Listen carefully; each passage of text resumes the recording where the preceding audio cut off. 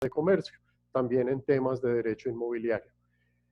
Tengo el placer, el gusto de trabajar con algunos de los presentes, que sé que son administradores de propiedad horizontal, a quienes conocí o en el diplomado o en el ejercicio de mis funciones.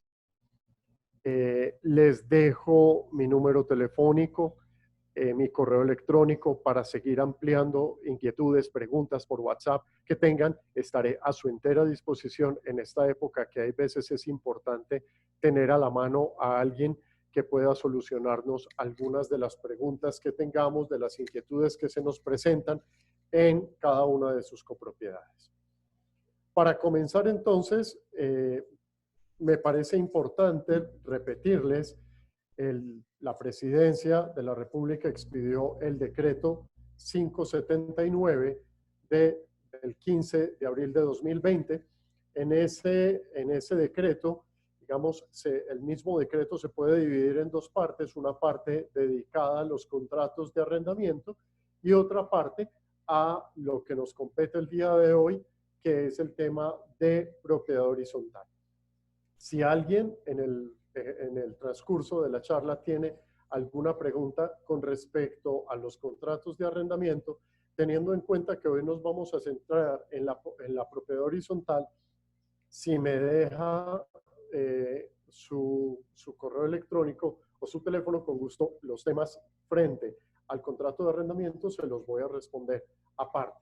Pero los que tengan con respecto a la propiedad horizontal, eso sí estaremos hoy respondiéndolos, ya que nos compete por tema a todos.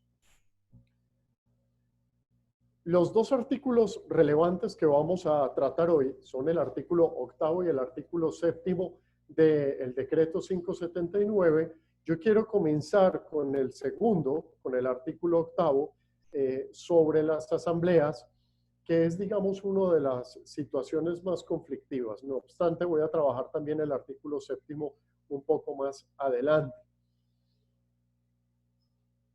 El artículo 8º nos dice que las asambleas de propiedad horizontal se desarrollarán a través de reuniones ordinarias en las edificaciones sujetas al régimen de propiedad horizontal, teniendo en cuenta, y yo quiero resaltar acá, que ese artículo 8 nos está hablando de reuniones ordinarias.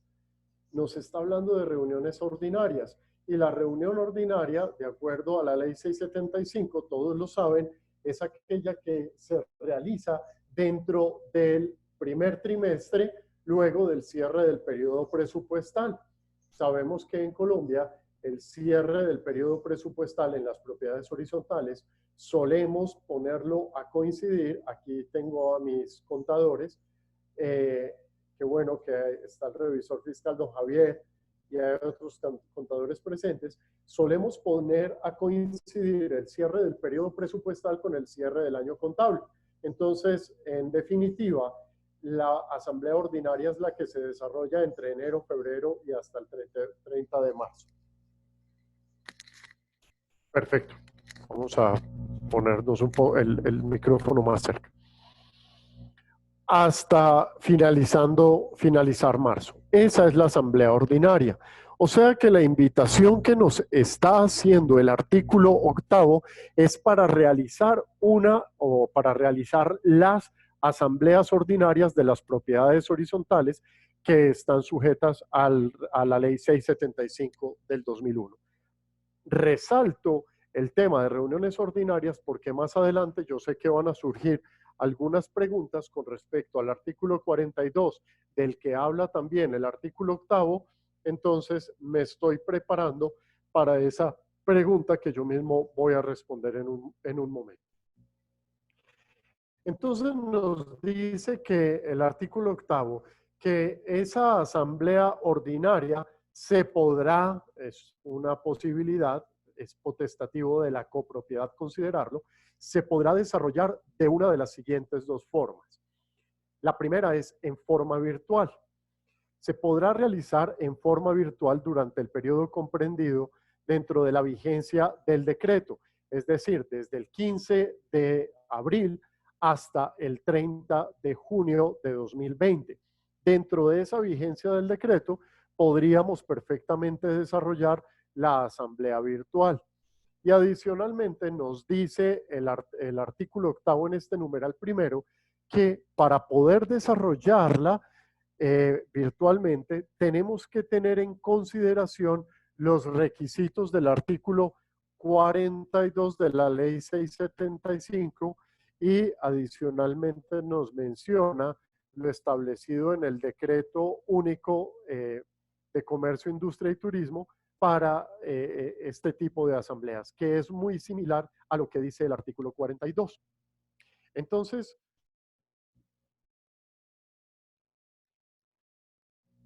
si nos vamos al artículo 42, yo lo transcribo completo porque quiero compartirles por correo electrónico o incluso en nuestra página web, lo vamos a montar, la presentación para que ustedes la tengan y puedan acudir a ella de ser necesario, de buscar aclarar algún punto, ahí la van a tener a su disposición. Por eso transcribo completo el artículo. Ese artículo 42 nos dice que siempre que se pueda aprobar, habrá una reunión de asamblea general cuando por cualquier medio los propietarios de bienes privados, sus representantes o delegados puedan deliberar y decidir a través de comunicación simultánea o sucesiva. Entonces el artículo 42 se está refiriendo a reuniones no presenciales, que es una modalidad diferente de asamblea o de forma de desarrollar una asamblea, pero lo que está indicando el artículo 8 del decreto 579 es que la forma, no el fondo, sino que la forma a través de la cual vamos a desarrollar dicha asamblea será como se hacen las reuniones no presenciales. Eso quiere decir que no vamos a hacer una reunión no presencial, vamos a hacer una reunión ordinaria de forma virtual, que ahorita profundizaremos en ello. Y adicionalmente nos dice el parágrafo que para poder acreditar la validez de una reunión no presencial deberá existir una prueba inequívoca. Obviamente para la época en la que fue escrita la ley 675, pues hoy tenemos muchos más, otros medios mucho más idóneos. Pone como ejemplo el fax y la grabación magnetofónica o similares. Perfectamente puede ser un chat, un correo electrónico, o si vamos a hacer la asamblea virtual, la asamblea ordinaria virtual, entonces es importante que el administrador de propiedad horizontal que está citando genere un medio lo suficientemente idóneo, un medio suficiente donde garanticemos que todos los propietarios puedan acceder a él, no un medio tan rebuscado que sea tan especializado que no todo el mundo pueda llegar a tener facilidad para generar la conexión. Esta es la parte para mí un poquito más difícil del desarrollo, para el desarrollo de una asamblea ordinaria virtual. ¿Por qué? Nos vamos a encontrar en copropiedades y es lo normal, donde hay adultos mayores, donde hay personas que no tienen acceso a Internet, donde hay personas que su conectividad no es igual a la que hoy normalmente podemos encontrar y de alguna manera debemos garantizar que ellos tengan acceso a la asamblea. Esta es la parte difícil que yo encuentro en la ejecución de una asamblea virtual, pero volveremos sobre eso un poco más adelante. Y la segunda forma a través de la cual nos sugiere podemos desarrollar la asamblea ordinaria, y estoy resaltando, recalcando constantemente que se trata de asamblea ordinaria, es de manera presencial. Nos dice el decreto que se desarrollará a más tardar dentro del mes siguiente calendario a la finalización de la declaratoria económica, social y ecológica. Entonces hay que tener en cuenta que la finalización de la declaratoria económica, social y económica no está estipulada en un tiempo específico. Eso quiere decir que no es la reunión a desarrollarse al 30 de junio del presente año, tiempo en el que termina la vigencia del decreto, sino cuando finalice la declaratoria económica, social y ecológica. ¿Cuándo es? Cuando la Presidencia de la República así lo determine. Entonces, perfectamente, si la curva se aplana o descendemos perfectamente, la Presidencia puede considerar que ya podemos tener reuniones a partir del 1 de mayo. Por consiguiente, al levantar la declaratoria económica nos va a permitir reunirnos. Cuando la Presidencia de la República finalice dicha situación, entonces ahí podemos desarrollar la asamblea. Repito, no necesariamente va a coincidir con la finalización de la vigencia del decreto, que es para el 30 de junio del presente año. Como puede ser menos, puede ser más tiempo. Y dadas las circunstancias, y esta es mi opinión personal, considerando la situación, no va a ser antes del 30 de junio. Estas son las dos formas establecidas por el decreto para desarrollar la Asamblea General de Propietarios, la General Ordinaria de Propietarios. Entonces, tengámoslo presente porque en las conclusiones que les voy a presentar a continuación va a surgir el tema del quórum, que creo que es una de las situaciones más conflictivas en la interpretación que estamos haciendo o que muchos abogados han hecho de dicho decreto. La primera conclusión entonces es que las asambleas, dentro de las asambleas del artículo 8, estas pueden desarrollarse o virtuales o presenciales. Clarísimo hasta ahí. No, segundo, pueden ser ordinarias virtuales o también se puede esperar para hacerlas presenciales, ordinarias presenciales. En cualquier forma, ambas son ordinarias. Entonces tenemos que tener en cuenta que nos encontramos frente a asambleas ordinarias. El decreto fue muy claro en su encabezado, asambleas ordinarias. Lo único que en el fondo, estamos hablando de una asamblea ordinaria y en la forma, si se desarrolla de manera virtual, estamos hablando de una forma no presencial. La virtualidad nos genera una forma no presencial, una reunión no presencial, pero no quiere decir que estemos desarrollando una asamblea no presencial. Estamos desarrollando una asamblea ordinaria en la modalidad virtual. Entonces, para ello tenemos que tener en consideración las características propias de las asambleas ordinarias, independientemente de la forma que vamos a desarrollar. Tercera conclusión. La referencia al artículo 42 que hace el decreto de la Ley 675 del 2001, repito, es eminentemente formal y no de fondo. Por ello, la virtualidad implica la realización a través de un método idóneo, pero no por la referencia a dicho artículo se están haciendo reuniones no presenciales.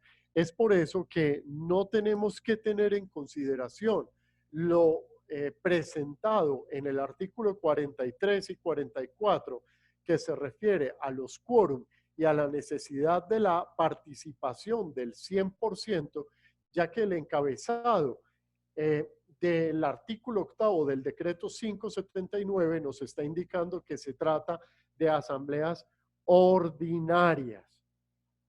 Continuando con las conclusiones, una cuarta, me parece importante, es que la citación a la asamblea ha de ser la estipulada para las reuniones ordinarias, es decir, se debe hacer por escrito según lo que dice la Ley 675 y el reglamento de propiedad horizontal para cada copropiedad. Entonces, debemos fijarnos en la manera como se citan a las asambleas ordinarias y citar de esta manera. Es decir, citar por escrito a la última dirección registrada por el propietario, que sabemos que en el evento en que éste no haya estipulado una dirección particular, se entenderá la dirección del respectivo bien inmueble. Una quinta conclusión es que el quórum deliberatorio, por tratarse de asambleas ordinarias, es un quórum simple de conformidad con las asambleas en cuestión, es decir, la mitad más uno de los coeficientes presentes al momento de desarrollar la asamblea. Si se trata de asambleas en primera convocatoria. O sea que aquí también tenemos que entrar a considerar, de acuerdo a lo que dice el reglamento de propiedad horizontal de cada copropiedad, si es pertinente la segunda convocatoria, que en muchas copropiedades es a la hora, a la media hora, a las 2 horas, o en el evento en que no se estipule una segunda convocatoria, acudiremos a lo que dice la ley 675, donde nos indica que la segunda convocatoria se realizará el tercer día hábil siguiente a la citación a las 8 de la noche en el lugar habitual. Lugar habitual que sería la forma virtual, pero hay que tener en cuenta que, dado que no estamos desarrollando una segunda convocatoria de la manera habitual o ordinaria, esta tendría que ser citada necesariamente en la convocatoria inicial. De lo contrario, no podríamos desarrollarlo en segunda convocatoria y lo que habría que hacer es citar a una nueva asamblea virtual para alcanzar el quórum requerido. La última conclusión que puedo sacar sobre este artículo es que el quórum decisorio es el quórum simple para decidir en una asamblea ordinaria, es decir, la mitad más uno de los coeficientes representados en la asamblea.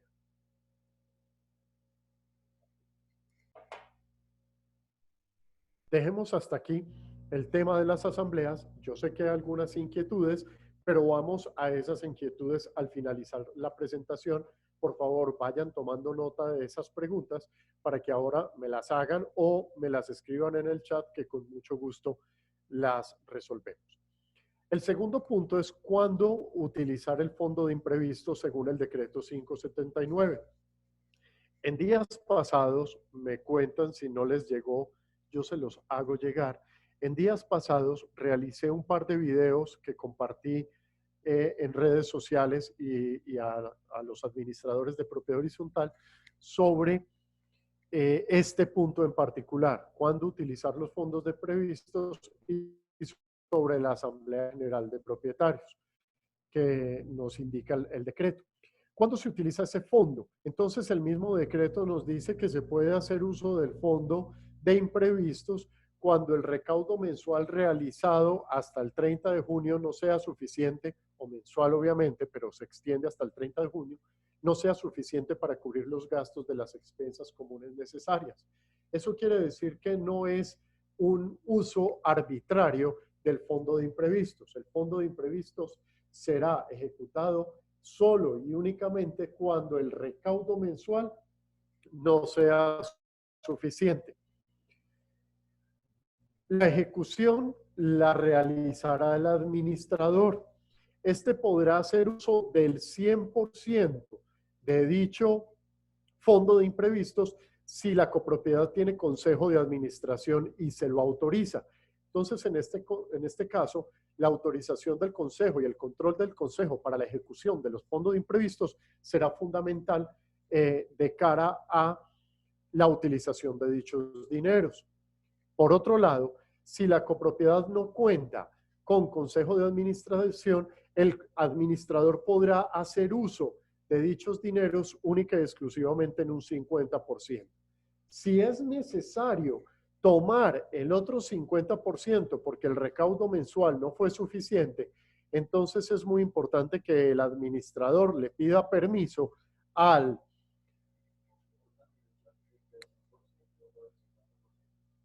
el 100%. Lo aclaro, de pronto en la lectura que realizaron no se evidencia porque no lo menciona de manera explícita espérenme un segundo, abro el chat para aclarar.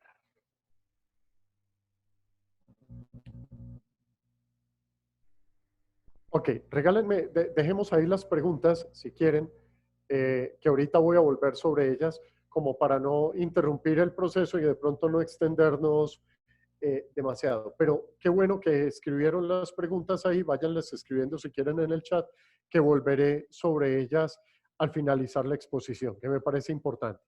Entonces, retomando, el administrador podrá hacer uso del 100% del fondo de imprevistos siempre y cuando la copropiedad tenga consejo de administración que lo autorice. Si la copropiedad no tiene consejo de administración por el tamaño de la misma o porque no está considerado dentro del reglamento de propiedad horizontal, entonces el administrador solo podrá hacer uso del 50% del fondo de imprevistos. Si es necesario, debido al bajo recaudo mensual, hacer uso del resto del fondo de imprevistos, o sea, el otro 50%, el administrador deberá, a través de lo dicho en el artículo 42 ya mencionado, solicitar autorización a la Asamblea para que ésta, por decisión por comunicación, le autorice el uso del otro 50%. Para este artículo, para la ejecución de esta solicitud, sí es fundamental tener en cuenta lo establecido en los artículos siguientes al 42, ya que sí se está refiriendo a una asamblea en decisión por comunicación para la autorización del otro 50%, a no ser de que se desarrolle una asamblea virtual con una finalidad puntual, y en este caso sería una asamblea extraordinaria virtual para que le autoricen el fondo de imprevistos. Continuando con este fondo de imprevistos, las obligaciones a cancelar por parte de dicho fondo tienen un orden particular. En primer lugar, se deben cancelar con ese fondo, repito, siempre y cuando los recaudos mensuales no sean suficientes, todos los temas de tipo contractual, es decir, contratos laborales, contrato de vigilancia, contrato de aseo, contrato de jardinería, y de ahí, siendo esta la manera prioritaria, primero los contratos, de ahí nos vamos al resto de las situaciones de mantenimiento de la copropiedad, o sea, las conexas a la gestión administrativa. Pero repito, no es exclusivo para temas contractuales, pero sí hay prioridad en el tema contractual. Es decir, empleados, vigilancia, aseo, jardinería, si se tiene jardinería. Otro aspecto importante de este punto es que el administrador realizará un informe con cuentas comprobadas en la primera asamblea que se realice. Y si además la copropiedad cuenta con la figura de revisoría fiscal, el administrador también emitirá un informe al revisor fiscal donde indique los dineros del fondo de imprevistos, cómo se ejecutaron a lo largo del mes, teniendo en cuenta la prioridad o el orden prioritario que he mencionado antes.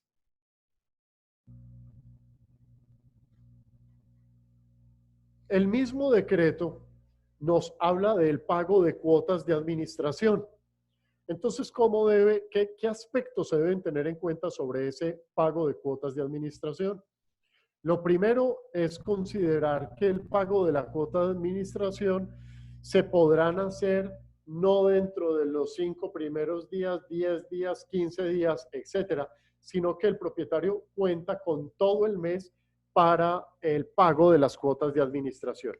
Esto podría ser pura lógica jurídica o de perogrullo, teniendo en cuenta que los intereses moratorios solo se causan a partir del vencimiento de la fecha o a partir de la finalización de la fecha que se esté cobrando, es decir, al finalizar el mes. Antes no hay intereses moratorios como los puede haber, por ejemplo, en los temas bancarios. Aquí no aplica. No obstante, es interesante que lo haya traído a colación el decreto y lo tenemos claro. La persona puede pagar la cuota de administración cualquier día del mes. Adicionalmente, Si existen descuentos o pronto pago establecidos o aprobados por la Asamblea, ese descuento o pronto pago podrá realizarse no dentro de los 5, 10, 15 días, no sé, como lo tenga cada propiedad horizontal establecida, sino que por el solo hecho de tener pronto pago, la copropiedad, el propietario podrá pagar a lo largo del mes y se le aplicará el pronto pago, aunque pague el 15, 20, 25, 29, 30 del mes. Se le aplicará la figura de pronto pago, aunque pague a final de mes. Ténganlo presente para aquellas copropiedades que tienen la figura de pronto pago.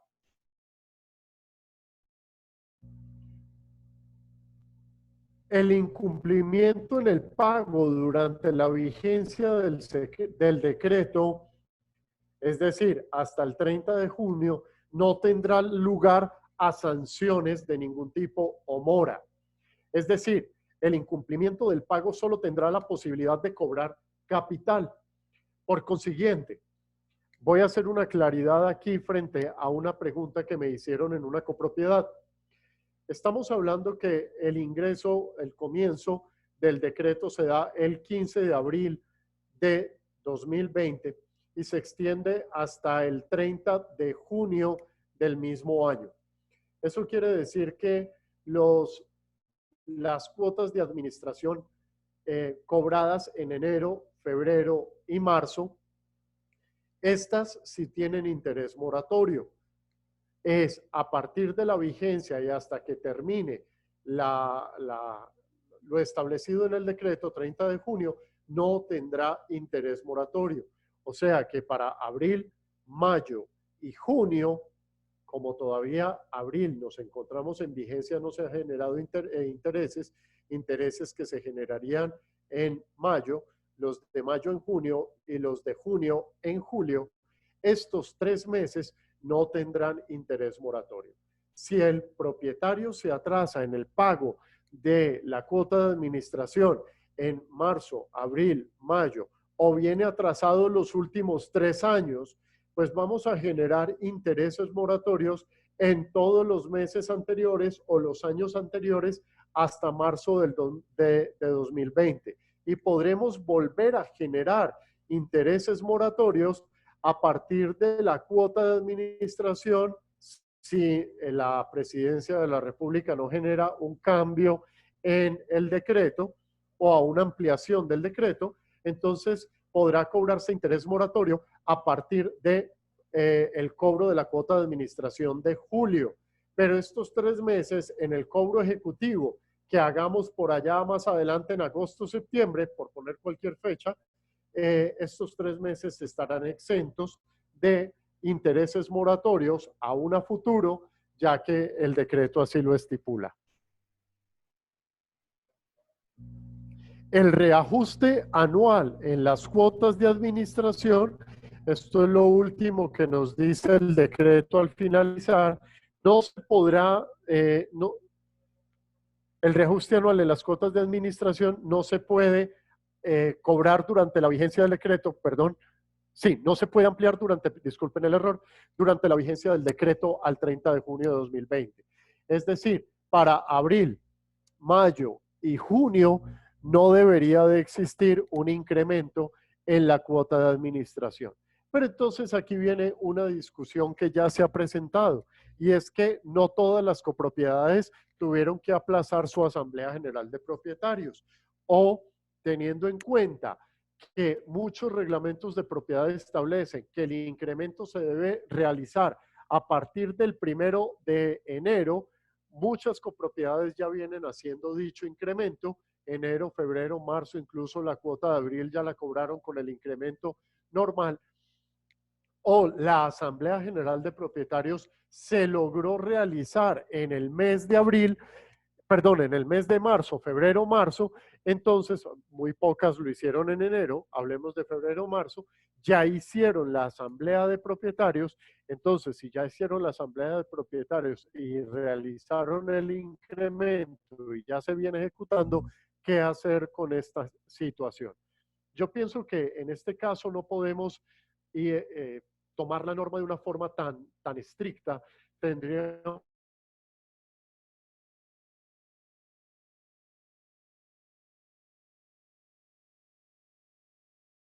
que mirar la maneja, el tema económico es un poquito más conflictivo, pero tengo también conocimiento de otras, tengo conocimiento también de otras copropiedades con un poquito más de solvencia económica y no tienen problema con esta situación. Incluso ellos mismos dicen, para evitar un conflicto de cara a la ejecución presupuestal y a los estados financieros de la copropiedad, mantengamos el incremento sin ningún problema. Eso va en contravía del decreto. Digamos que la autonomía que tienen en este momento las copropiedades frente a ese tema no obsta de que la misma asamblea lo permita o la misma copropiedad lo permita. Ahora, si entramos en conflicto, la copropiedad entra en conflicto con el decreto, en este caso va a primar el decreto. Si la gente ya hizo el pago, se le hace, aquí me corrigen por favor los contadores, una nota crédito, débito, eh,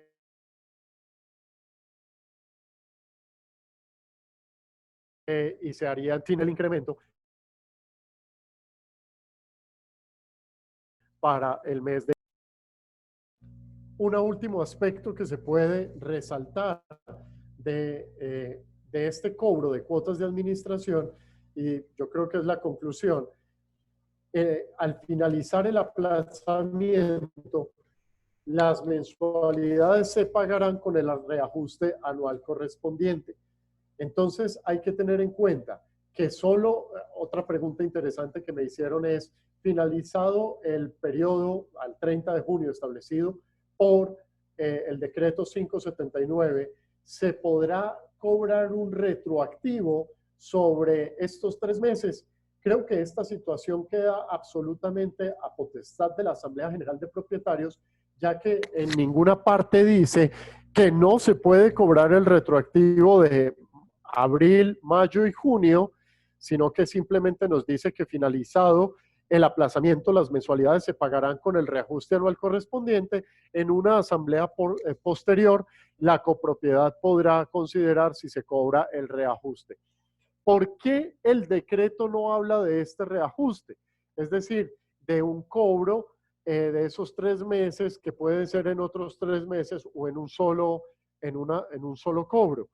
No lo dice porque si la copropiedad llega al caso, el fondo de imprevistos no es suficiente y adicionalmente con los recortes establecidos por el mismo decreto se genera un déficit en la copropiedad, lo que va a suceder pasado el estado de emergencia es que nos toca reunirnos en una asamblea y proponer una cuota extra para poder nivelarlos. Por eso, entonces, el decreto deja abierta la posibilidad de hacer unos reajustes posteriores a potestad en consideración de lo que diga la asamblea y la necesidad de la misma copropiedad. Ok. Continuemos entonces con otro punto diferente al presentado por el decreto, pero que han sido preguntas realizadas por algunos administradores que nos han llegado por nuestras redes sociales o a nuestro WhatsApp y que me parece importante compartir con todos ustedes. Son experiencias incluso realizadas por ellos que me parecen muy válidas que las consideremos. La primera pregunta, son pocas, para pasar nuevamente, dar por terminado el espacio pues de exposición y responder las preguntas de ustedes. ¿Se puede hacer ejercicio en zonas comunes de la copropiedad? Aquí hay un tema importante y es que depende mucho de la situación de cada copropiedad. El fin del decreto y el fin de la medida en la que nos encontramos es el de la seguridad, el de la protección y el de evitar a toda costa la proliferación del virus. Frente a esta situación, entonces queda absolutamente clausuradas las zonas comunes de recreación de la copropiedad, es decir, canchas, gimnasio, salón social, etcétera. Pero la realidad al interior de las copropiedades, digamos, es muy diferente para muchos. Pongamos un ejemplo muy sencillo. Tengo una copropiedad donde la administración me pregunta que qué posibilidad existe de hacer dentro de un proceso controlado una distribución de cierto tipo de espacios para que el papá pueda salir con el niño unos 10, 20, 30 minutos, el niño pueda ejercer su derecho a una sana recreación de manera aislada, es decir, el niño con su papá, no 5, 6, 7, 10 niños y 10 papás, sino solo un papá con un niño, de tal manera que un papá esté en el golfito, el otro esté en el gimnasio, el otro esté en la cancha de microfútbol, cada uno corra 20 minutos y generemos, digamos, a través de esta distensión de la situación en la que se encuentran las familias, un poquito más de tranquilidad para esas familias. Realmente, si somos estrictos con la norma, esa situación no se podría presentar. Pero mirando el elemento fundamental acá, que es evitar que nos aglutinemos, que nos reunamos, que hagamos reuniones entre nosotros, la copropiedad lo vio oportuno y en este momento llevan ya algunos días desarrollándolo de esa manera con un control bastante estricto y, digamos, no ha habido problema. La condición que puso el Consejo de Administración de esto es, si en la copropiedad se presenta comprobado un solo caso de coronavirus, se detendrá cualquier actividad de estas. Y la copropiedad lo está realizando de una forma, digamos, muy tranquila. Pero en línea de principio, lo que dice la norma es, no se pueden utilizar esos espacios. Entonces, tengámoslo presente. Pueden ingresar visitas de los residentes a la copropiedad. Esta es una de las más significativas. Tengo 2 copropiedades que cerraron radicalmente las puertas a cualquier visita que un particular pueda hacer a un propietario en una copropiedad. La pregunta que yo me hago es, que perdone la expresión tan fea, ¿qué diablos está haciendo una persona visita a a un copropietario en una propiedad horizontal? Es decir, si la cuarentena es para todos, no deberíamos estar haciéndole visita absolutamente a nadie, ni que me hagan visita, ni yo hacerles visita. Decretos de la presidencia de la República anteriores establecieron que la única razón por la cual, o las únicas razones por las cuales las personas pueden salir de su residencia es, 1, abastecimiento, 2, un tema de bancario, 3, un tema de salud. Única y exclusivamente para esos 3 aspectos. Y en las condiciones establecidas por el mismo decreto, no por el 7, el 579, sino los anteriores, se establece que bajo unas condiciones particulares hay unas excepciones para aquellas personas que pueden salir libremente por la ciudad. Un tema de salubridad, los médicos, los enfermeros, bomberos, etcétera, etcétera. La lista es clara. Pero hacerle visita a la comadre en la copropiedad, eso no está establecido y por nada del mundo. Yo creo que hasta ese punto la copropiedad puede cerrar las puertas de absolutamente todos. Se puede proponer para mitigar el tema económico la implementación de tiendas y productos básicos en las propiedades horizontales. Mire, este punto fue de amplio debate en una de las copropiedades que asesoro con el Consejo de Administración y la Administración, donde algunos propietarios de la copropiedad son dueños de empresas de abarrotes, empresas o tiendas que suministran distintos productos. La propuesta que se presentó fue que 2 de esos copropietarios pusieran en una zona de la copropiedad una tienda particular de verduras, frutas y elementos de, yo no digo de la canasta familiar porque sabemos que no todos los productos de la canasta familiar hacen parte de lo básico que se necesita, pero sí hicieron un análisis de cuáles productos se podían vender, sobre todo que eran los productos donde más mensajeros llegaban a la copropiedad con estos productos. Entonces, crearon esta tienda, una tienda donde se respetan tiempos, se respeta pico y cédula, donde adicionalmente se dispuso de un par de voluntarios al interior de la copropiedad para realizar los domicilios. La persona lleva el domicilio, lo deja en la puerta, la persona, el propietario, le entrega bajo la puerta el dinero, este se retira y ya el otro abre y entra sus productos para el tema de limpieza y pues para su abastecimiento. Aquí hay un tema interesante y es que gracias a esta medida se logró hacer una disminución significativa de los mensajeros al interior de la copropiedad o incluso, aunque no entren, porque tenemos una de las copropiedades donde los mensajeros se quedan en la puerta, la persona sale del apartamento, va hasta la portería, reclama el producto, vuelve y entra. O sea, el riesgo es latente, sí o sí, y haber podido reducir en un margen significativo, proporcionalmente hablando, los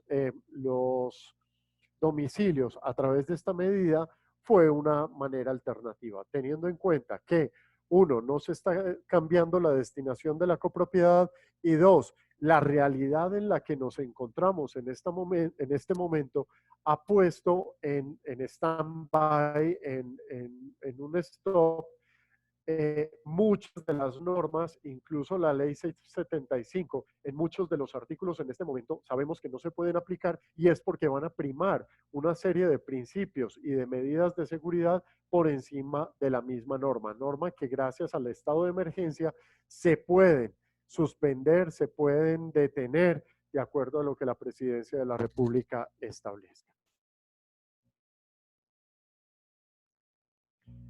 Les dejo entonces adicionalmente nuestras redes sociales. Ya les compartí mi número de celular y de correo electrónico. Saben que pueden contar con nosotros todo lo que necesiten. Estamos a su entera disposición. Y entonces me dispongo ahora a leer y a responder algunas de las preguntas presentadas por ustedes. Me voy a devolver hasta la de el 100 y 50%, que me preguntaban ahorita, ese fondo se agotaría y hay que volverlo a provisionar.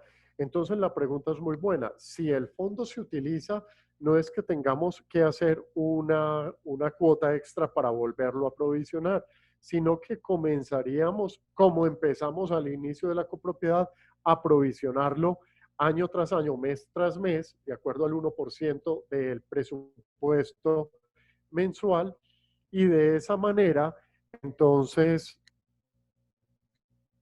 bueno, bueno, pero es para poder leerlas, no me deja leer. Chat, ya lo vi, ya lo vimos. Perfecto.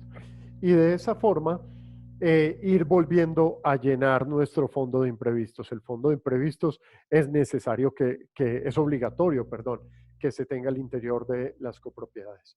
Will, no sé si respondo a esa primera pregunta que me planteas. Byron Ramírez nos pregunta, buenas tardes, ¿el manejo de los poderes de representación es igual en las asambleas virtuales o cómo se manejaría? La respuesta es sí. A mí me parece que esos poderes incluso se pueden enviar por un tema probatorio que debe quedar establecido para el acta de la asamblea. Esos poderes se tienen que enviar, ya sea por WhatsApp, correo electrónico o algún tipo de PDF, donde yo como propietario le estoy otorgando poder especial a una persona para que me represente en las disposiciones o en el desarrollo de dicha asamblea. Perfectamente. Acuérdese lo que dice el mismo decreto. Establece que la reunión ordinaria se hará de acuerdo al artículo 42, es decir, los propietarios, delegados o representantes. Entonces, en ese caso, sí tenemos que, como administradores, pedirle por correo electrónico, por WhatsApp o por cualquier medio a través del cual podamos imprimirlo y anexarlo como parte integral al acta para garantizar el quórum que estamos considerando. Adicionalmente, se hace fundamental grabar, hacer una grabación de la asamblea virtual. Recuérdense que no es una reunión por comunicación, donde pueden existir muchos métodos idóneos. Aquí se trata de establecer un método o unos métodos donde todos podamos converger al mismo tiempo en esa reunión.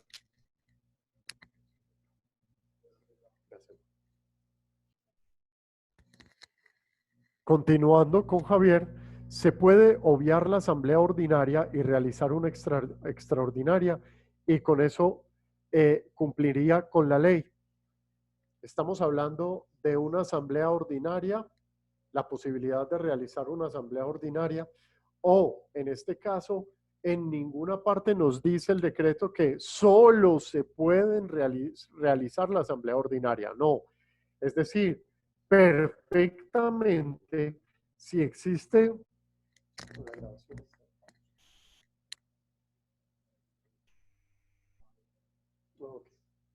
Entonces, perfectamente la ley, el decreto no nos lo está prohibiendo, podemos realizar asambleas extraordinarias. Yo quiero ser muy claro y esta pregunta me hace muy oportuna. Y es porque, ¿cuál es la urgencia? Yo me hago la pregunta, ¿cuál es la urgencia que tenemos en estos momentos de realizar sí o sí la asamblea ordinaria? Entonces encontramos que hay veces la urgencia que tenemos en las copropiedades para la ejecución de la asamblea ordinaria es absoluto y puro capricho, teniendo en cuenta que en lo personal, y es mi opinión, priman situaciones de interés general como la salud, el cuidado de la familia, donde el bienestar, la vida al final están por encima de una asamblea general ordinaria. ¿Para qué necesitamos la Asamblea General Ordinaria? Para aprobar un presupuesto. Pregunta, ¿la copropiedad no tiene presupuesto? Sí, es viejo. ¿Con este podemos funcionar 3 meses? Sí. Entonces esperémonos 3 meses y hagamos una presencial. No, es que es imposible porque venimos con muchas situaciones y problemas antes en temas económicos y financieros. Hagámosla entonces. Pregunta, es que hay que aprobar unos estados financieros. El estado financiero se cerró el 31 de diciembre. Lo aprobemos en marzo, abril, mayo, junio, julio, agosto. Es el mismo estado financiero.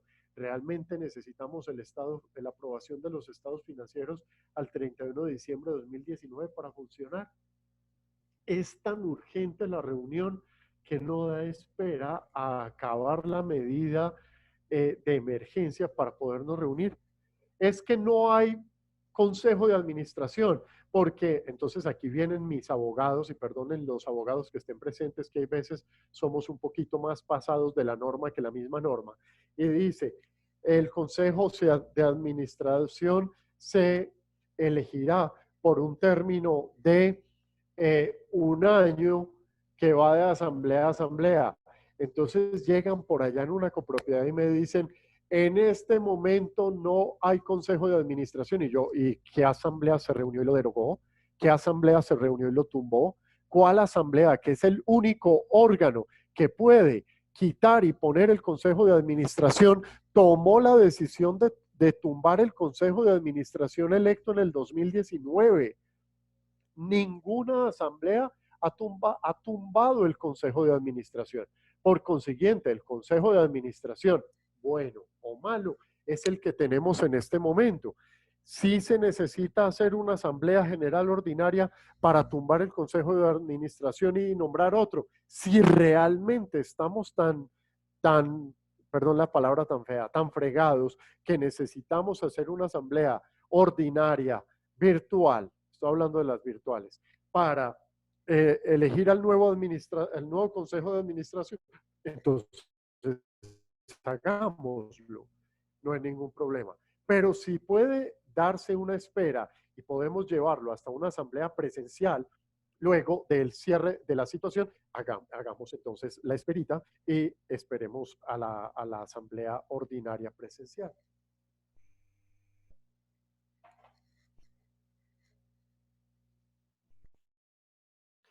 Entonces, si se puede obviar la asamblea ordinaria, sí.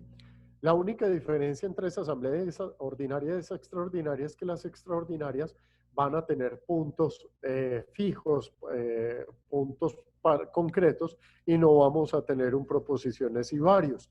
En este caso, la asamblea ordinaria nos da la posibilidad de unos proposiciones y varios. Pero si lo que queremos, Javier, es agotar los puntos fijos, concretos, necesarios, lo podemos hacer a través de una asamblea extraordinaria. Las dudas anteriores siguen pendientes, cobro prejurídico. Ojo con esto, no se puede hacer cobros jurídicos, prejurídicos o jurídicos durante estos 3 meses, ¿sí? No se pueden hacer. Incluso si nos vamos al cobro jurídico, los juzgados en este momento no están trabajando, entonces tampoco podríamos presentar una demanda de cobro jurídico. Ahora, estamos hablando de un cobro prejurídico. La palabra prejurídico, de acuerdo a lo que a la pregunta de Will, es bien interesante. Los cobros prejurídicos no contienen elementos, como su nombre lo indica, jurídicos. Por consiguiente, es sencillamente el llamado de un administrador o su asistente, o incluso hay veces nos ponen a los abogados a hacer cobros prejurídicos que finalmente no tienen mayor trascendencia cuando hay un cumplimiento en el pago, ya que lo único que sucede frente al incumplimiento en ese cobro prejurídico que hacemos es irnos al jurídico. ¿Qué estamos haciendo? Generando presión. ¿Se puede generar presión? Tengo en este momento una copropiedad que está generando presión, pero presión de una forma, digamos, de sana convivencia. Por favor, pónganse al día, por favor, abonen, aunque sea la mitad, por favor, no dejen de abonar algo porque la copropiedad lo necesita. Y de esa manera, digamos, se están haciendo esos cobros prejurídicos. No existe ningún impedimento para la realización de cobros prejurídicos. Lo que sí no podemos hacer en este momento es jurídicos, porque los juzgados en este momento detuvieron los términos y digamos, quedaría quieta esa demanda hasta por allá el 30 de junio, donde realmente ahí se empiece a activar.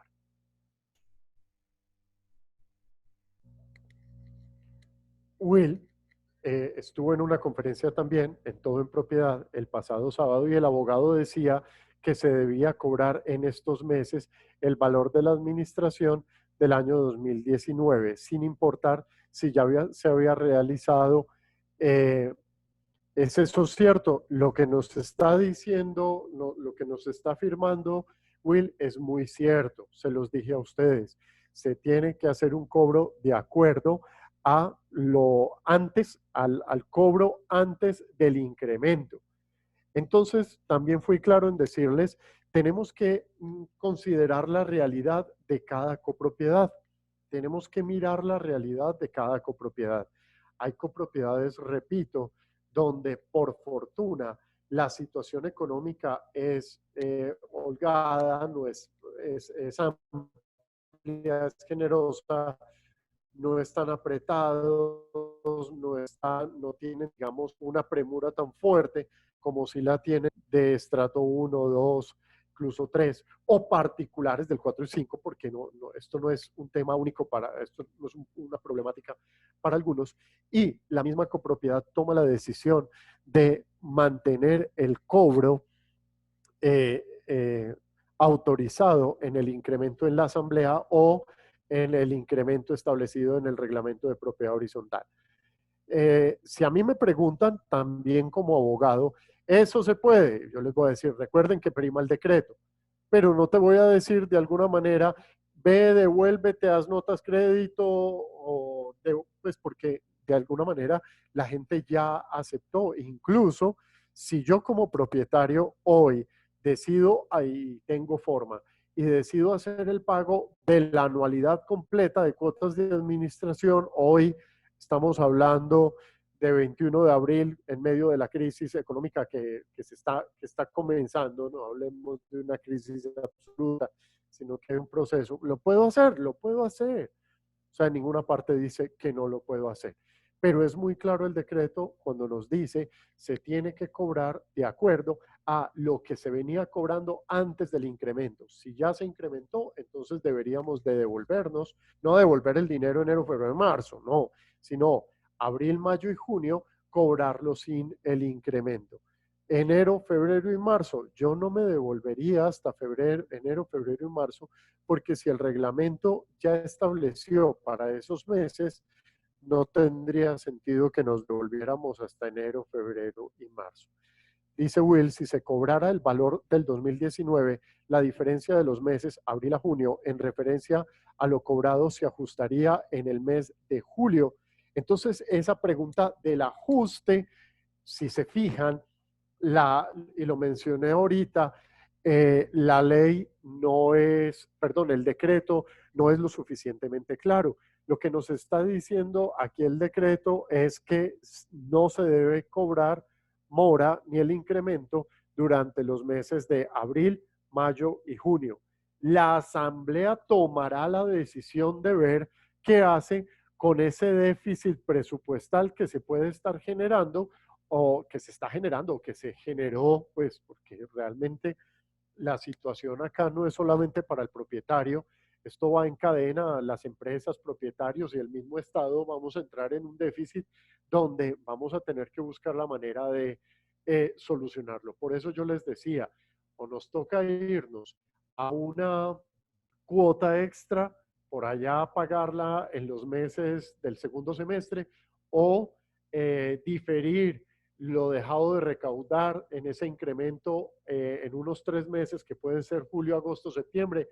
Repito, es absolutamente potestativo de la Asamblea General de Propietarios tomar una decisión de qué hacer al final con este déficit que se está o que sin duda se va a generar, lo cual sin duda alguna nos va a llevar a detener por asamblea algunas inversiones ya aprobadas o planteadas para pagar una cuota extra que nos permita solventar la crisis o solventar el déficit, porque no necesariamente pues es una crisis, ya habría que mirar cada copropiedad cómo se está manejando. Finalmente, el déficit de la copropiedad lo pagan los copropietarios. Es claro que en ningún momento se está hablando de dejar de cobrar el valor de la administración. ¿Se puede prohibir las visitas a las unidades? Esta ya la respondí, Will.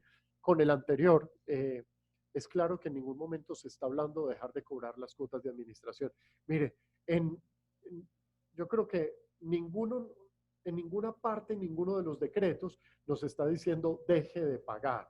Por ejemplo, en la parte superior del decreto 579 que habla de los cánones de arrendamiento, dice las partes podrán llegar a unos acuerdos frente a ese pago. Y en la realidad yo estoy viendo que muchos de los locales que han sido arrendados, por ejemplo, para discotecas, para tiendas, y en este momento están cerradas, las partes acordaron pues un 50-50, páguenme solo el 50% del canon de arrendamiento y yo entiendo la situación. O páguenme la administración y yo entiendo la situación. Estamos como entrando en unos acuerdos, ya que la situación va a ser y es difícil para todos. Y si en la copropiedad, llegamos a dejar de pagar la cuota de administración, no solo en algún momento vamos a tenerla que pagar, sino adicionalmente en algún momento vamos a tener que pagar una cuota extra para poder cubrir las obligaciones que se dejaron de pagar. ¿Cómo será importante el pago? Que nos dice el mismo decreto, que si el recaudo no se logra, nos está diciendo, por favor paguen, pero si no se logra, dada la crisis, echemos mano, perdonen la expresión tan coloquial, del fondo de imprevistos. Eliana nos pregunta si ya se entregaron las citaciones para asamblea en marzo con sus respectivos anexos, ¿se deben enviar nuevamente los anexos de la citación para la asamblea? Eliana, yo creería que no. Y también es un tema de costos, sobre todo en esta época. Lo más importante es establecer en esa nueva citación que se debe tomar en cuenta los anexos que se presentaron en la, en la citación de la asamblea anterior, o sea, en la asamblea ordinaria que no se pudo realizar. Pero entonces aquí viene una pregunta muy interesante que me hicieron en una copropiedad en estos días. Carlos, yo puedo, como consejo de administración, plantear un nuevo presupuesto y enviárselos en esta citación, en esta nueva citación a los propietarios, pidiéndoles que hagan caso omiso de la propuesta al presupuesto anterior. Yo diría que sí, no hay ningún problema. O sea, este, digamos, se presenta como una oportunidad para hacer los ajustes pertinentes teniendo en cuenta la situación en la que nos encontramos. Y sobre todo que la asamblea no se ha ejecutado, por consiguiente, al no haberse ejecutado dicha asamblea, podemos todavía, la misma asamblea, tomar las decisiones pertinentes. Si el Consejo nos hace una nueva propuesta de presupuesto, perfectamente en la asamblea analizaremos las propuestas presentadas por el Consejo. Esa te la respondo enseguida. Dame un segundo. Bueno, hagámoslo de una vez. Los hijos pueden visitar a sus padres mayores de edad, pueden llevarles alimentos y medicamento, y se trata también de salud mental en esas personas. Nos envían esa pregunta por el chat. Oh, la pregunta es bien interesante. Miren, en esta copropiedad que les decía que se cerró las puertas a cualquier visitante, existen unas excepciones muy serias. Una de ellas es el tema de abastecimiento. Si un hijo lo que está haciendo es permitiendo que ese anciano, ese adulto mayor no tiene la posibilidad de salir, de valerse en algunas situaciones frente a estos temas puntuales por sí mismo, lo humano, lo más correcto sería el permitir el ingreso de uno de sus familiares para que pueda abastecer a los adultos mayores, acompañarlos en sus necesidades y asistirlos médicamente cuando en el caso de las entidades de salud pues no pueden, y el hijo tiene la experiencia y lo viene haciendo históricamente, perfectamente lo puede hacer. Aquí no podemos ser tan cerrados, tan absolutamente inhumanos de no entender que hay gente que necesita una atención particular y diferente. Lo que sí podemos generar es una exigencia de que la persona que vaya a ingresar entre con guantes, entre con tapabocas, tener en la portería desinfectante o alcohol, desinfectarle los guantes, en fin, o sea, por lo menos intentar generar unos medios o unos mecanismos para controlar un poquito la situación. Pero obviamente esto de el abastecer a nuestros padres que lo necesitan en alimentos y medicamentos sería lo más inhumano, yo creo, no permitirlo. Pero pues ir a cotorrear y hacer la visita y cada 3 días voy porque estoy aburrido en mi casa, es un tema diferente y eso sí, no.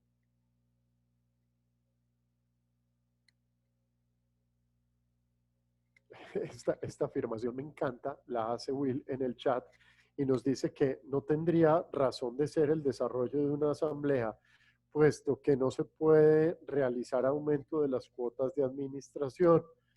Digamos que lo que estamos haciendo aquí es ejecutando una asamblea a futuro, pero hay copropiedades que en este momento tienen líos significativos, como unos consejos de administración que ya no están, o como el administrador que requiere de autorización para el uso de resto de 50% o situaciones concretas que ameritan sean atendidas. Por eso yo les decía, evalúen si es tan absolutamente urgente la realización de una asamblea virtual o podemos esperar. Miren, si a mí me llama en este momento un administrador y me dice, Carlos, ¿recomiendas la asamblea virtual? Yo te voy a responder, mira, no recomiendo la asamblea virtual. Pero esto es un criterio absolutamente personal y voy a explicar por qué. Los abogados, me perdonan los abogados presentes, por favor, perdónenme mis colegas. Los abogados hay veces somos muy fastidiosos frente al cumplimiento de la norma. Hay veces vemos la norma como un elemento absoluto, como una totalidad, sin mirar de una manera global una serie de principios y de derechos fundamentales que van por encima de la norma particular. Entonces, cuando los abogados miramos el elemento formal para pegarnos de una situación que no conviene en una asamblea de propietarios, créanme, encontramos herramientas para poder impugnar una asamblea. Si yo hago una asamblea a través de Zoom, como lo estamos teniendo hoy, y encuentro, como me ha pasado, por ejemplo, con mis estudiantes en las clases de Zoom, que en un sector de Medellín se fue la luz a la hora de la asamblea, por consiguiente el internet se cayó, la persona no se pudo conectar y la culpa es que no es culpa del administrador, sí, pero no era el método entonces idóneo para ello. O, por ejemplo, el administrador no pagó Zoom y tiene solamente 40 minutos y a los 40 minutos vuelve y renueva, a los 40 vuelve y renueva, y la conexión se cae y pasan mil cosas, entonces realmente no era el método idóneo.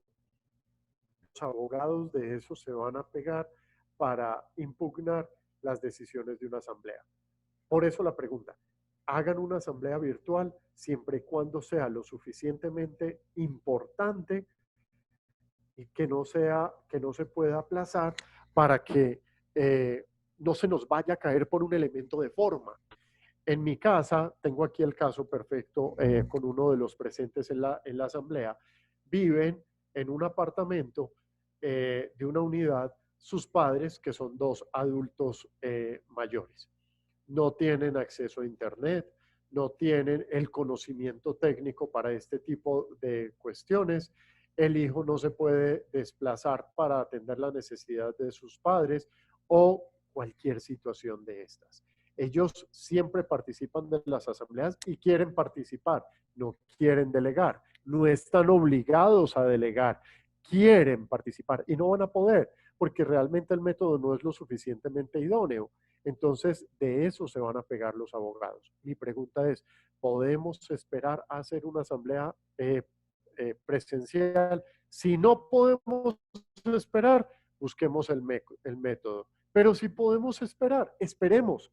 Por eso me acojo a lo que dice en el chat Will, que realmente, digo Will porque está escrito Will, me perdona, puede ser William, me perdona Will, pero es válido lo que él nos está diciendo.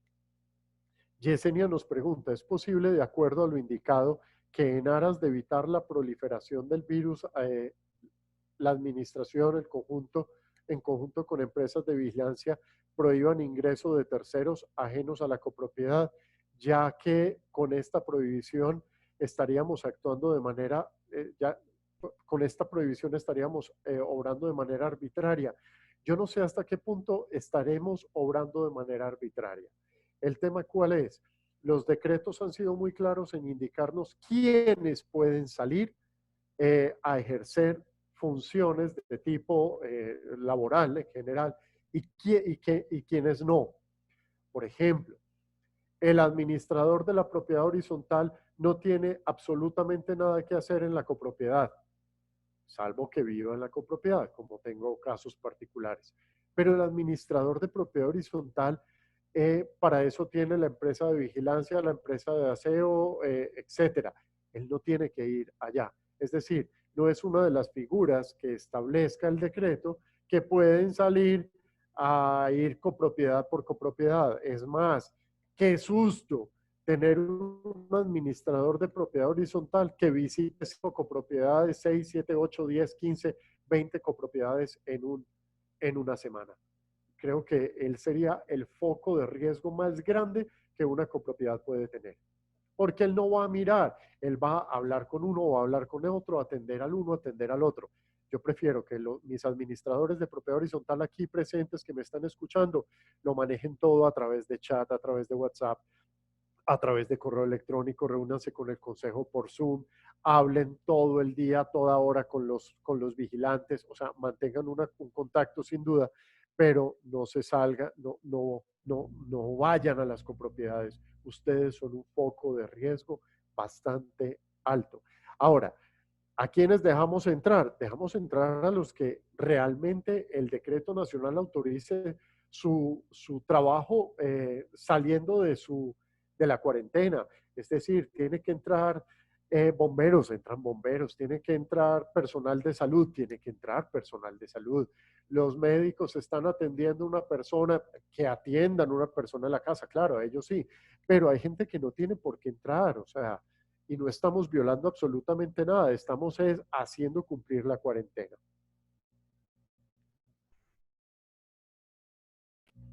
Ana María pregunta, ¿cómo manejar el tema con el consejo de administración que le exige al administrador estar presente en la copropiedad, aduciendo que hay ausencia de la administración por esta época? Absolutamente falso.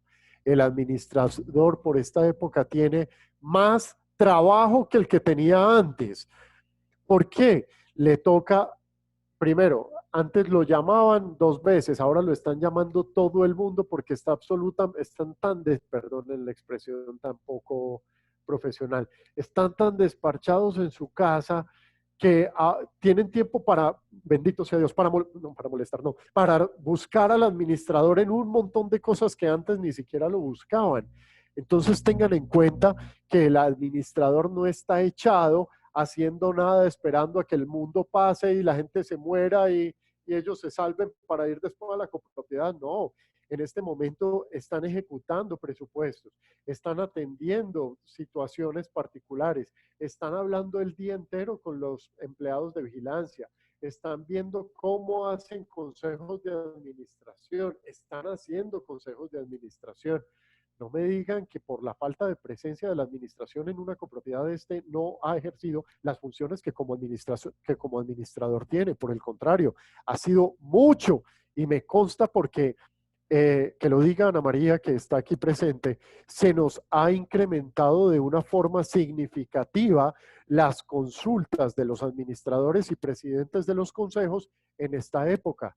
No es que Carlos esté todo desparchado aquí haciendo videos e inventándose cómo hacer una conferencia, no. Estas conferencias responden a la cantidad enorme de preguntas que a diario nos llegan por parte de los administradores y de los consejeros de las copropiedades. No me digan que el administrador está haciendo nada.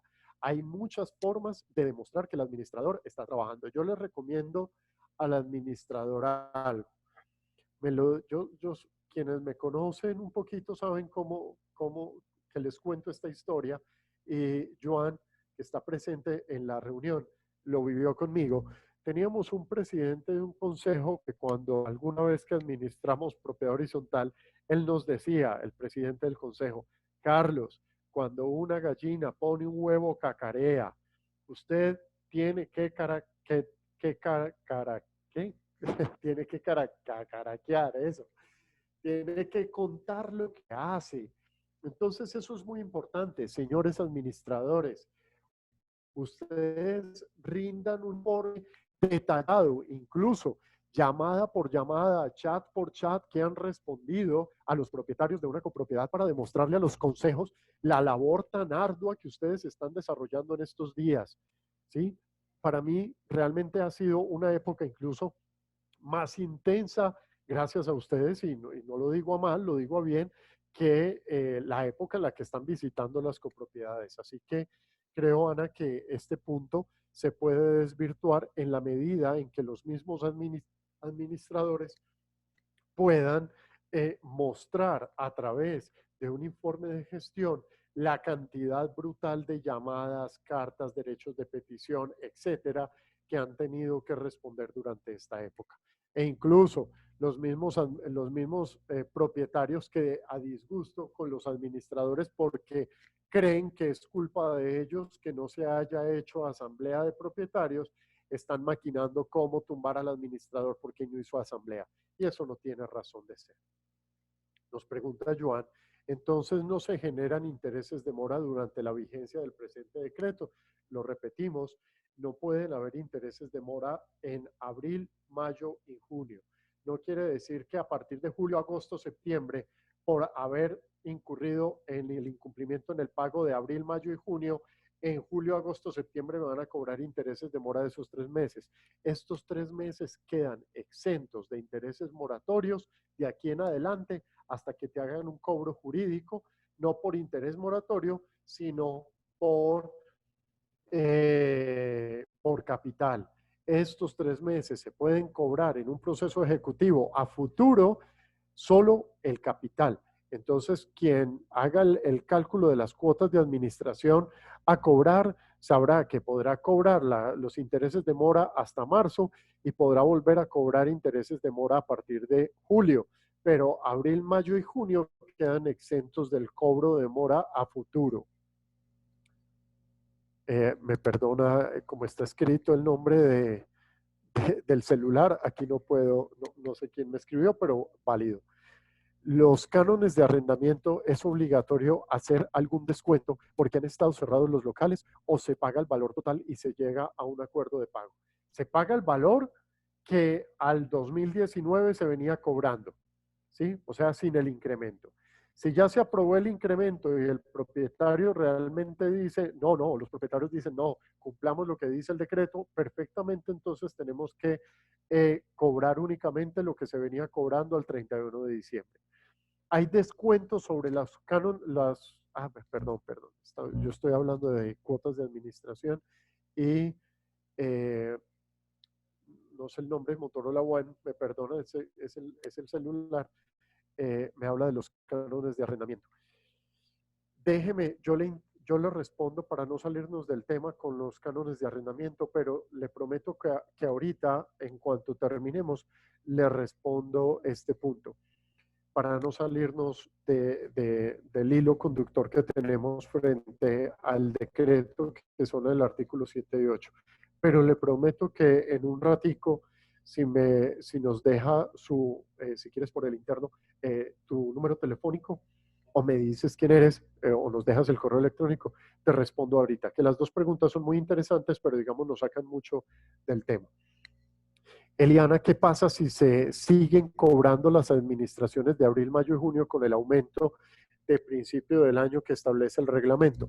Lo peor que puede pasar, aquí me corrigen los contadores, es que nos toque hacer una nota, yo los confundo, nota crédito, ¿verdad? Una nota débito. Creo que es así. Me corrigen, por favor, por el chat. Nos toca hacer una nota débito y hacer la devolución de los 2,000, 3,000, 4,000, 10,000, 15,000 pesos mensual que se pagó de más. Es lo único que puede pasar. Nota crédito, perfecto. Hacemos una nota crédito y nos toca devolver los dineros que se pagaron de más. Es, digamos, contablemente, la situación es lo peor que puede pasar. Pues sería un tema absolutamente contable. Pero esto en el evento en que los mismos propietarios, cuando se haga la asamblea, pues digan, miren, devolvamos el dinero, o un propietario en particular nos exige devolver el dinero, pero recuerden que toda devolución frente a esto va a generar un déficit presupuestal, o un déficit sin duda, o el déficit sí o sí lo vamos a tener, sí o sí vamos a tener un déficit, porque todo se incrementó en el salario mínimo por lo menos, y si hay un incremento de las cuotas de administración, pues ya nos vamos a quedar corticos en el pago de la empresa de vigilancia, etcétera, etcétera.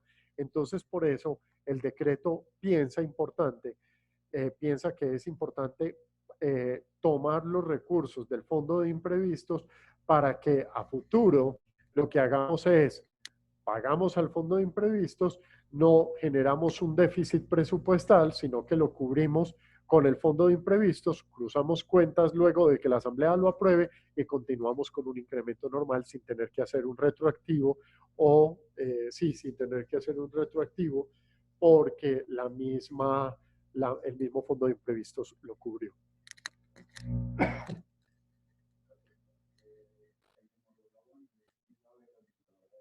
Súper, Isa, perfecto. Isa, regálame entonces por el WhatsApp ahorita. Perfecto, Isa. Genial, porque incluso me puedo contigo extender lo que consideres necesario. Buenísimo. A Ana le llega una pregunta que si es posible que los hijos visiten padres mayores no solo por un tema de salud y alimentos, sino por un tema de salud mental. Si existe un motivo, si existe un motivo por el cual los hijos deban visitar a los padres, sí. Si existe un motivo por el cual los hijos deban visitar a los padres, sí. Pero si no existe un motivo, realmente no. Todos queremos estar con nuestros familiares, todos queremos ir, venir, hacer visitas, pero en este momento la respuesta es no. Si no hay un motivo, no. La señora, eh, la señora que sí o sí quiere sacar sus hijos a montar en bicicleta con su esposo porque el pediatra le dice que es seguro hacerlo, ¿qué hago con este personaje?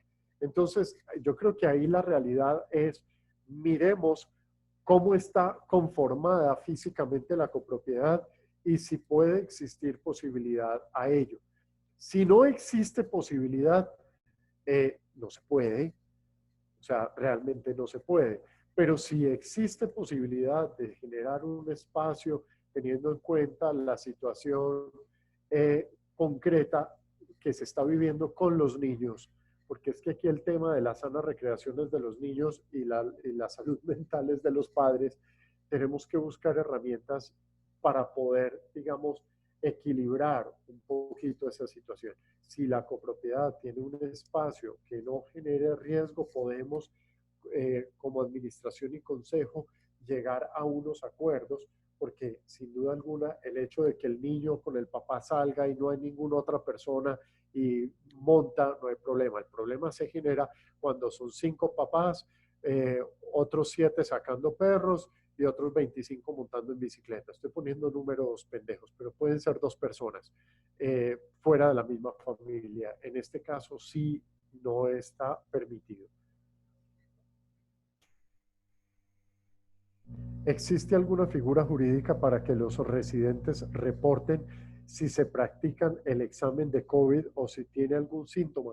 Estamos hablando mal si llega estamos obrando mal si llega a secretaría y se pregunta si practicaron exámenes.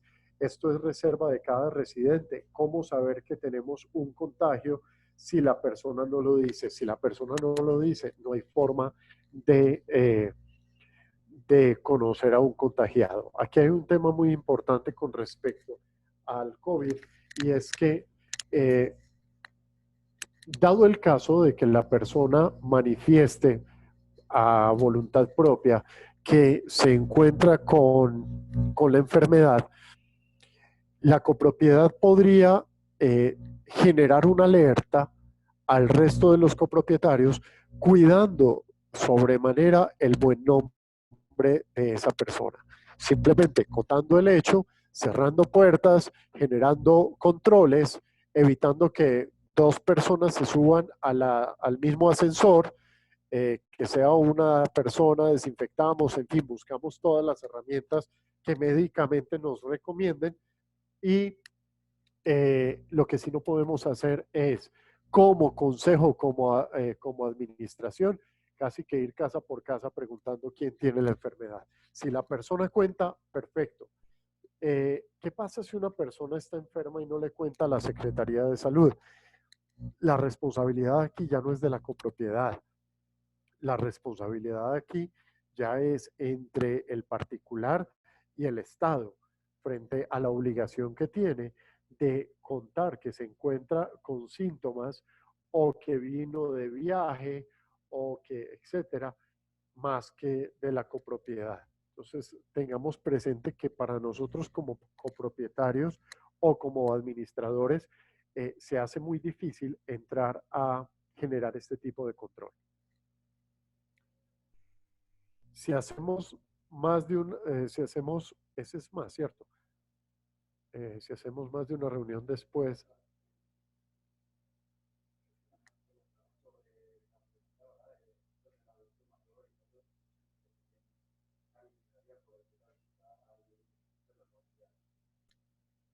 quien lo pueda, o esa pregunta está bien.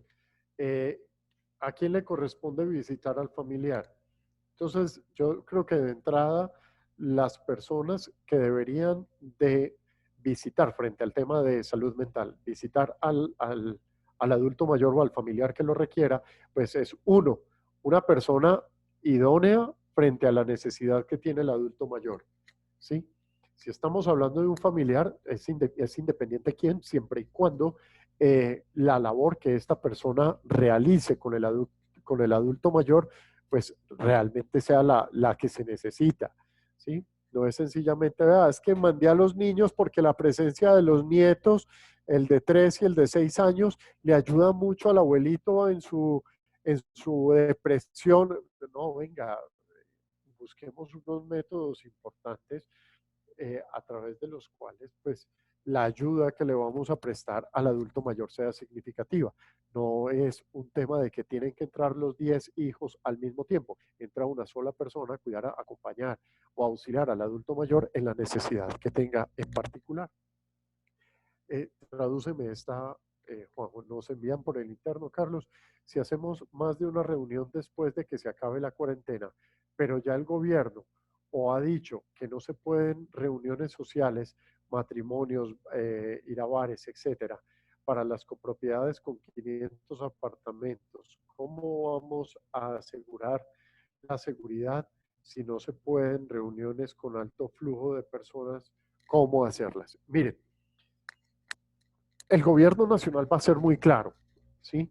Y yo creo que la situación que se nos va a presentar ahorita, luego del 26, es una situación, dependiendo de la curva, es una situación donde el gobierno nos va a empezar a permitir una movilidad controlada. Dicen, dicen por ahí, eso sí me lo aclaran ustedes que oyen más noticias que yo, que si los hospitales, las UCI llegan a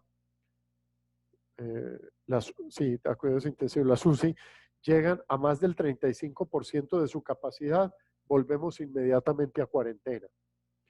Si las reuniones superan X número de personas, entonces no se pueden ejecutar, etcétera, etcétera. O sea, hay que mirar es qué nos dice el gobierno a partir de la finalización del periodo de salud en el que nos encontramos, de restricciones frente al tema de salud que nos encontramos. Entonces nos toca esperar. Ahí no nos podemos adelantar porque no tenemos conocimiento pleno de qué va a pasar a partir del 26. La medida se extendió hasta el 26, pero no quiere decir que el 26 ya podamos salir todos a la calle a trabajar o como lo dice el presidente, de manera inteligente, cuidarnos, mantener la distancia social de manera inteligente. O sea, el tema aquí es mucho más serio, dependiendo de lo que suceda ahorita y de la evaluación que haga el gobierno nacional, nos puede decir perfectamente si amplía esto hasta el 18 de mayo o nos dice, listo, arranquemos de una manera cuidada, controlada, medida. Si nos desbocamos, volvemos a cuarentena, o si definitivamente la curva va para arriba, entonces continuemos en cuarentena. Aquí nos toca esperar un poquitico.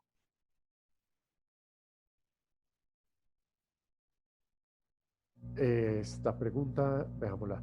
¿Los alquileres de lavadora se pueden no dejar entrar? Pues estos aparatos se alquilan en distintos hogares y ya no molesto, y ya no molesto más. No, no están molestando, hombre, para nada, no digan eso.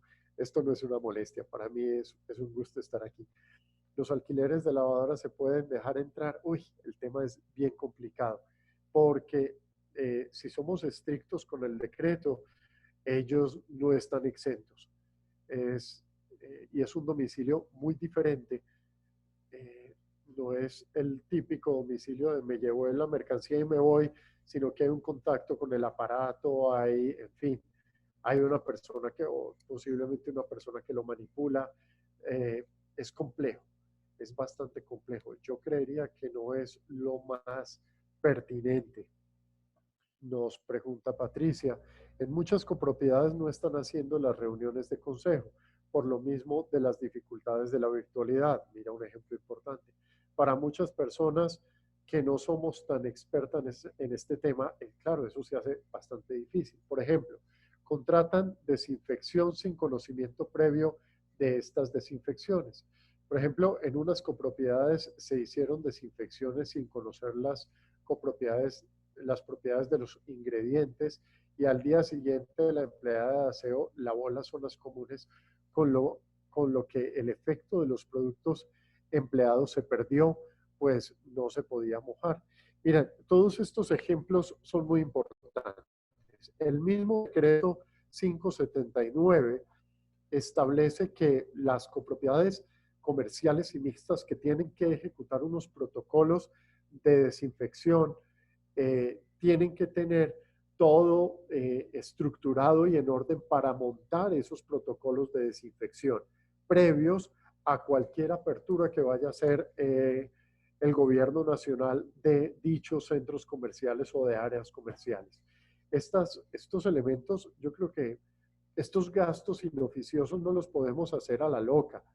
Digo, gasto inoficioso el hacer una desinfección sin que la desinfección cuente con los requisitos establecidos eh, por el tema de sanidad, de salubridad, tema sanitario, sencillamente porque nos pareció bueno utilizarlo. Aquí tenemos que ser mucho más cuidadosos. Se me sale completamente del conocimiento técnico, se sale completamente del conocimiento técnico de lo que manejo, pero sí creo que tenemos que asesorarnos muy bien. Y aquí en esta reunión tengo administradores que se han venido asesorando de una forma muy cuidadosa, de expertos para la ejecución de este tipo de acciones al interior de su copropiedad. No nos podemos dar el lujo de hacer gastos innecesarios en esta época.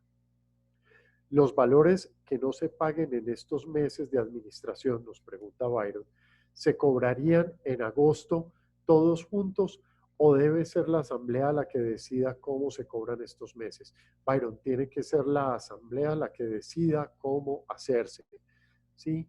Solo la asamblea puede decidir cómo se realizarían los pagos o los incrementos que se dejaron de percibir.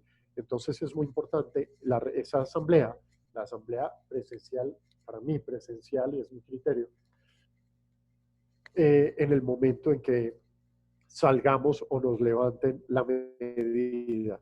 Pero creo que es la asamblea la única autorizada del ente cómo cubrir dichos pagos que no se ejecutan. Gracias, Patricia, por lo de nota crédito.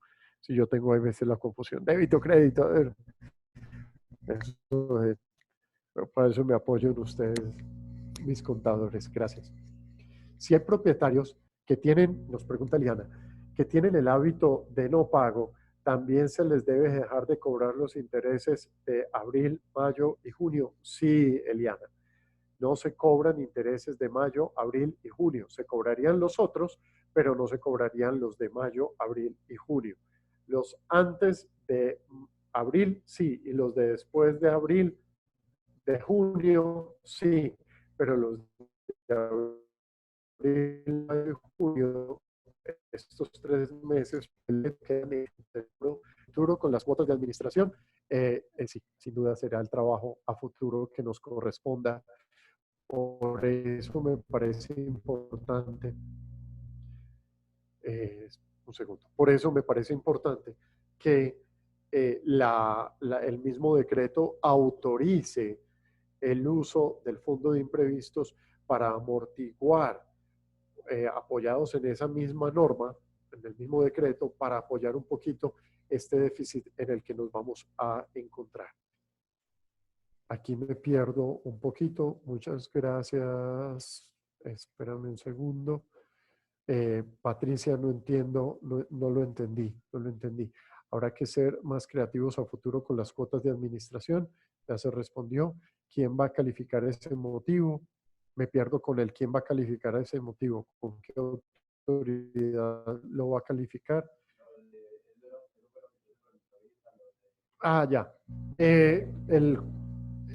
Si tenemos consejo de administración, el administrador pues podrá apoyarse en el consejo de administración. De lo contrario, será a criterio, porque no existe absolutamente nada que lo establezca. Será a criterio de la administración el evaluar si la persona que va a ingresar a la copropiedad es realmente, va a ejercer realmente una función positiva para ese adulto mayor. Pero esto no es fácil. O sea, yo les estoy diciendo que incluso el administrador tiene mucho más trabajo en esta época que antes. Sin duda, aquí hay muchos detalles que nos toca ir asesorándonos permanentemente de expertos para no ir a meter la pata y no ser arbitrarios en cerrarle las puertas a todo el mundo, como tan generosos de abrirla. Aquí hay un punto medio donde tenemos que generar, evaluar quién puede ingresar para asistir a un adulto mayor, que no se trate de una entidad competente, sino de un familiar, y de qué manera lo va a hacer, es decir, cumpliendo con las condiciones establecidas por la copropiedad frente a tapabocas, guantes, y si lo hace una sola persona, cada cuánto lo va a hacer, eh, qué medidas va a tomar. Ese tema es complejo. O sea, yo sin duda veo que a ustedes se les incrementó el trabajo. Gracias, Patricia, por la compañía. Continuamos, pero si cuando viene secretaría a practicar y sabemos que están practicando el examen, pero aún así no lo informa, si hay un protocolo para contagio en este caso, no se puede poner en práctica para evitar más contagios. Sin duda sí, sin duda sí. Por eso el que salgamos a las zonas comunes también es un riesgo importante.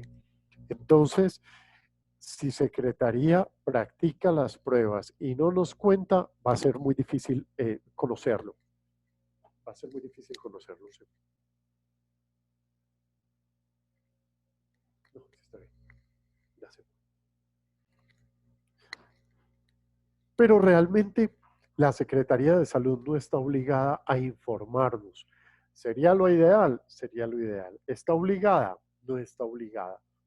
Entonces, por eso, independientemente de si nos informan o no nos informan, para manejar un protocolo de cuidado ante un posible contagio, el protocolo es el aislamiento y la cuarentena. O sea, ahí no hay de otra. Esa es la medida.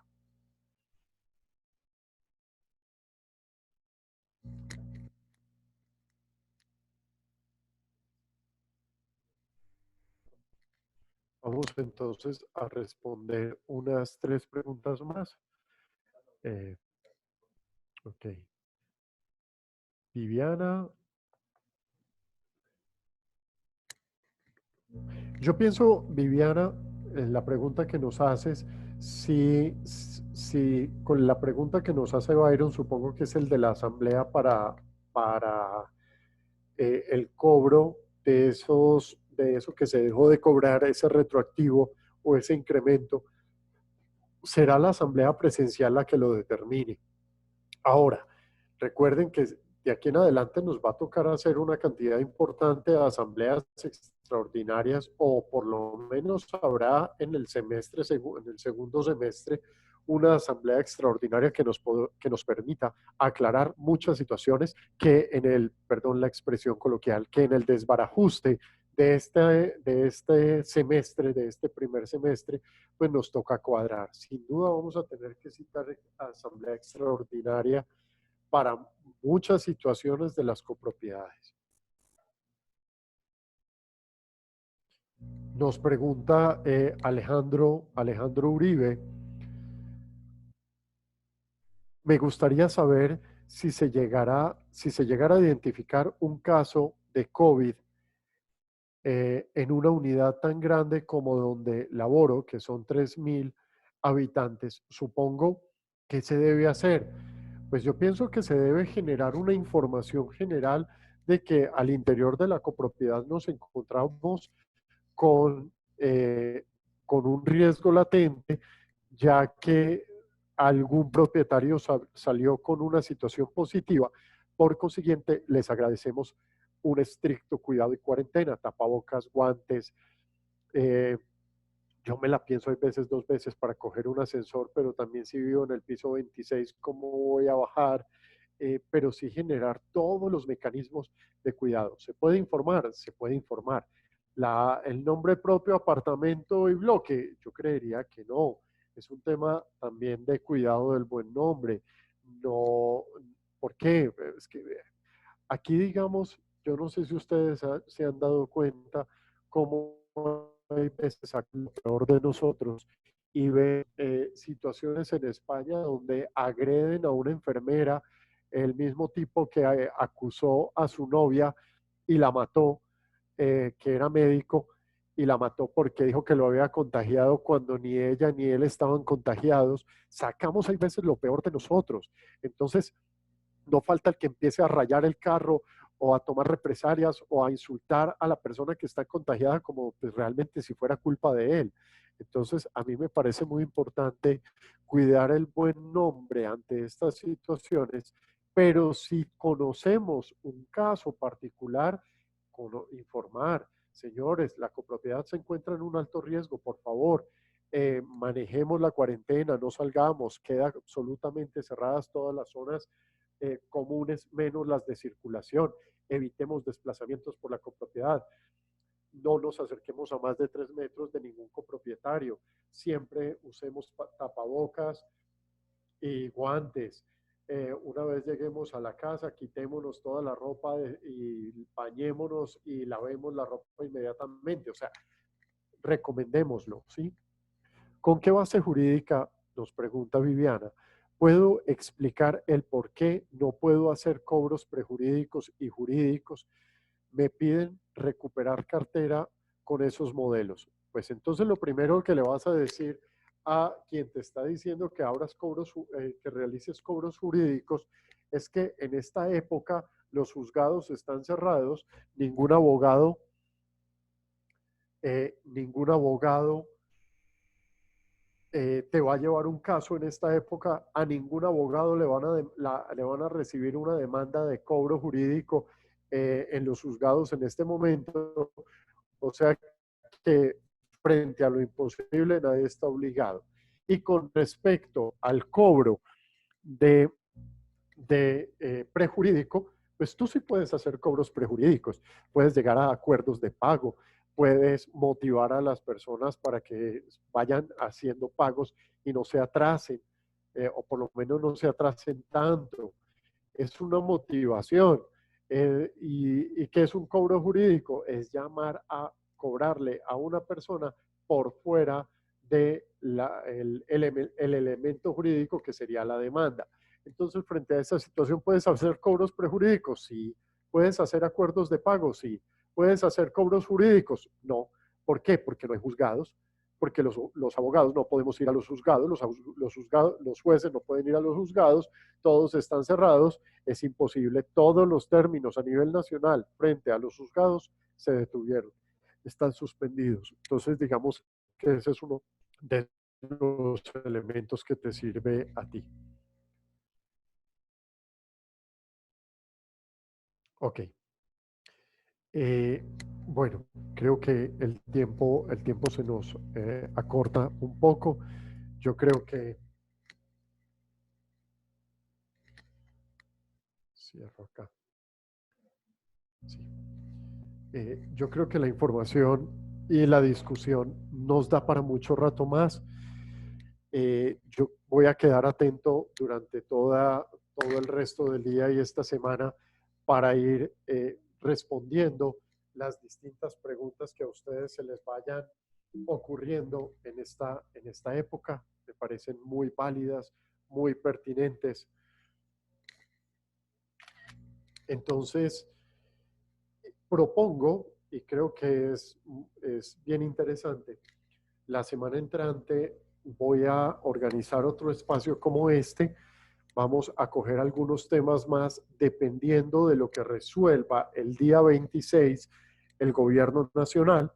Dependiendo de lo que el gobierno nacional resuelva, entonces a todos ustedes que me acompañaron hoy, les extiendo la invitación para que el lunes 27 de abril, a esta misma hora, a las 2 de la tarde, y quieran compartir conmigo las decisiones y lo que vamos a hacer a futuro, de acuerdo a lo que resuelva el gobierno nacional, repito, estaré entonces por este mismo medio, en este canal, acompañándolos a todos ustedes para resolver esas inquietudes. Estaré programándolo a lo largo de la semana e enviándoles la respectiva invitación. Y me comprometo a que las preguntas que me hagan llegar, ya sea a través de redes sociales o incluso del correo electrónico, con muchísimo gusto serán atendidas. Nuevamente, muchas gracias. Les estoy dejando en este momento nuevamente el correo electrónico y el número telefónico para sus inquietudes.